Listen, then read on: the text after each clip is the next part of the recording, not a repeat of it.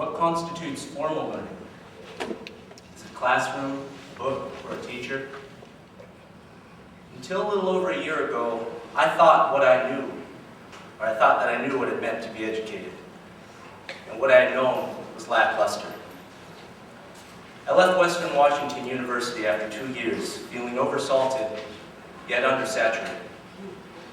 My qualms rest in the framework of education that I experienced there. A majority of the courses I took employed a pedagogy like a one-way road. Students were not offered the keys to the car. Rather, we were put in the back seat and told to hold on. This is called a banking system of education, defined fundamentally as a relationship between educator and student, where the educator relates academic information to empty vessels, commonly referred to as students, who learn or listen, memorize, and regurgitate what the educator has to say. It is a framework that does not support a mutually respected dialogue and eschews the potential of students to impact curriculum, and in doing so insulates the status quo in the classroom and ensures similar behavior from graduates when confronted with social barriers.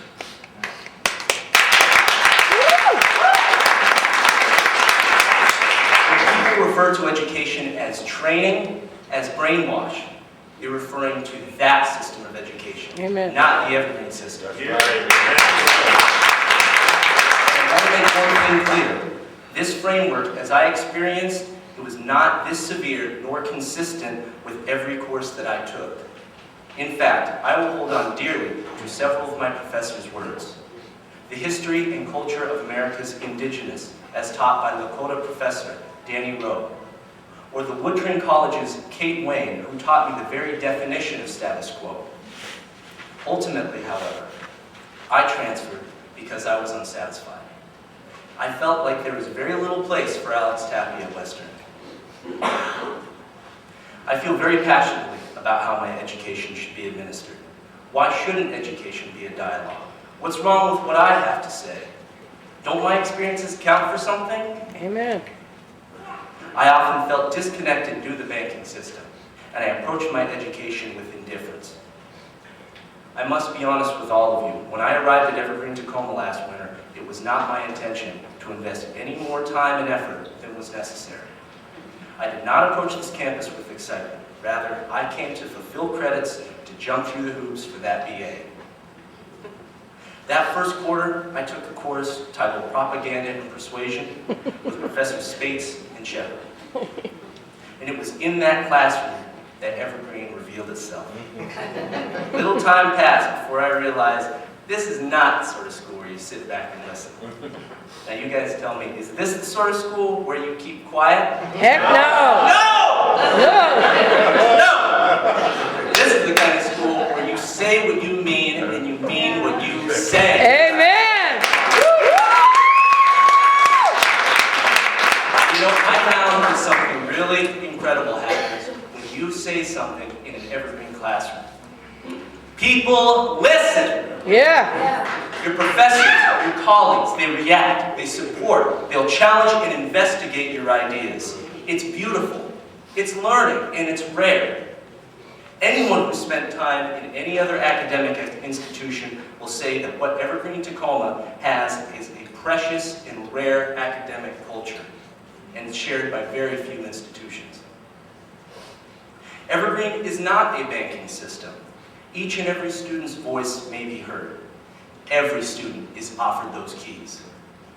And it was in that realization that I made the investment.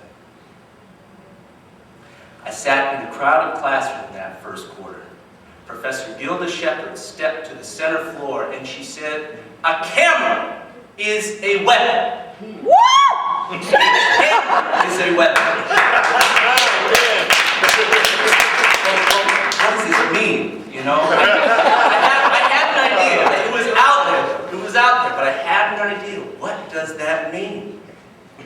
The quarter moved on. We read Hard Times by Studs Terkel, which documented the Great Depression through hundreds of accounts. Some were memoirs and reflections. Some were taken from younger generations who were not born until after the Depression had passed.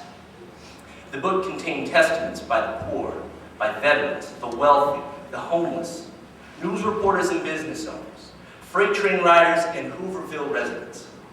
As I read these accounts, I discovered many aspects of the Depression that I'd never known. The era was unveiled in a light far more exposing than I'd ever seen.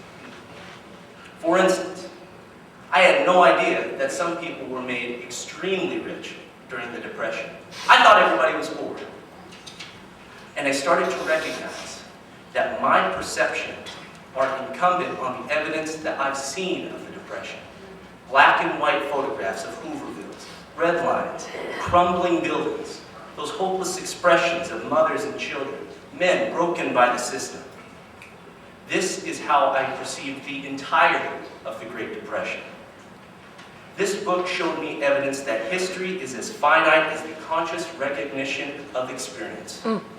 History is relative.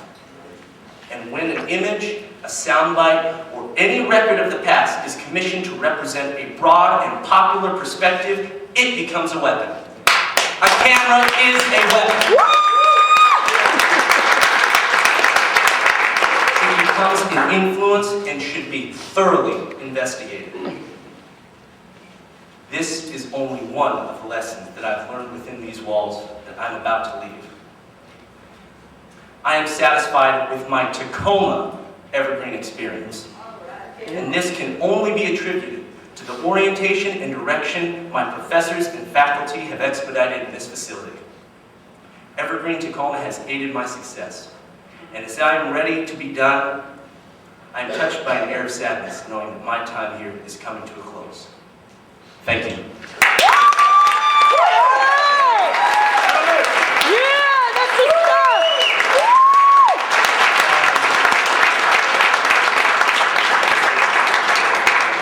Since we got this piano last week, Yeah! always wanted to play it. So I want to play a song. We'll just see how this goes.